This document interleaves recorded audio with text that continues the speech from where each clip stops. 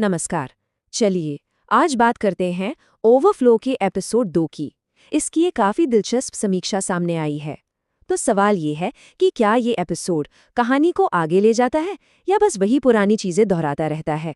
आइए इस समीक्षा को थोड़ा गहराई से देखते हैं और पता लगाते हैं। तो सबसे बड़ा सवाल बिल्कुल यही है, क्या एपिसोड 2 एक स्टेप फॉरवर्ड था या बस वही पुरानी स्टोरी? ये सवाल ना इस पूरी समीक्षा का दिल है और इसी का जवाब हम ढूंढने की कोशिश करने वाले हैं। तो सीन क्या है? एपिसोड 2 शुरू कहाँ से होता है? ये ठीक वहीं से पिकअप करता है जहाँ एपिसोड 1 ने छोड़ा था। कोई टाइम गैप नहीं, कुछ नहीं, मतलब एक्शन सीधे शुरू। देखिए, इस एपिसोड में ना कोई नई दुनिया एक्सप्लोर नहीं की गई है, ना ही किरदारों की कोई बैक स्टोरी है। नहीं, पूरा का पूरा फोकस सीधा काजुशी और दोनों बहनों अयाने और कोतोने के बीच के रिश्ते पर है। उनके बीच जो कंपटीशन चल रहा है वो अब और भी इंटेंस हो गया है। तो इस एपिसोड में ऐसा क्या था जो समीक्षक को पसंद आया? आइए पहले उन पॉजिटिव पॉइंट्स पर नजर डालते हैं जिनकी समीक्षा में तारीफ हुई है। समीक्षा में ना 3 खास चीजें निकल कर आई हैं। पहला, दोनों बहनों के किरदार अब और भी अलग और साफ दिखते हैं। दूसरा, कहानी आगे बढ़ती हुई महसूस होती है। और तीसरा, एपिसोड की जो पेसिंग है वो काफी तेज है, जो लोगों को एंगेज रखती है।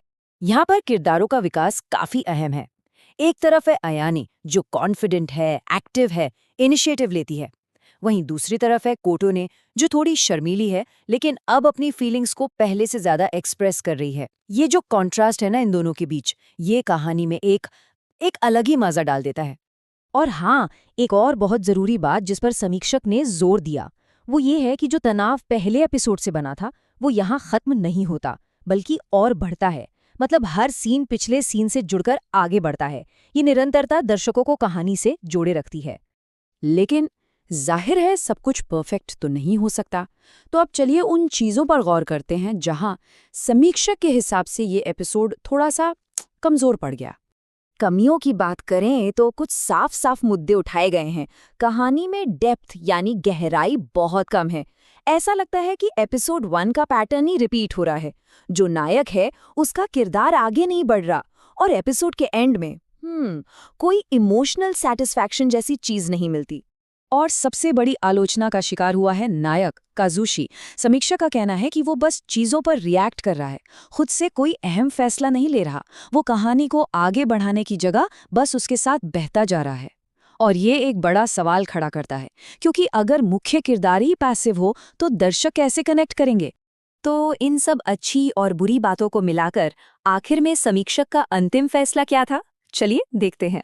तो पूरे बात का सार ये है, ये एपिसोड तनाव को तो बढ़ाता है, इसमें कोई शक नहीं, लेकिन कहानी को आगे नहीं ले जाता। सोचिए, एक गाड़ी है जो एक ही जगह पे रेस कर रही है, आगे नहीं बढ़ रही, बस वैसा ही कुछ। अब इस जटिल स्थिति को समझाने के लिए समीक्षक ने एक बड़ा स्मार्ट तरीका अपनाया, दोहरी रेटिंग।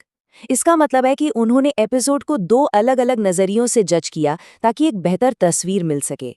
अगर इसे एक नॉर्मल कहानी केंद्रित एनिमे की तरह देखा जाए तो इसे मिलते हैं 5 में से सिर्फ 2 स्टार।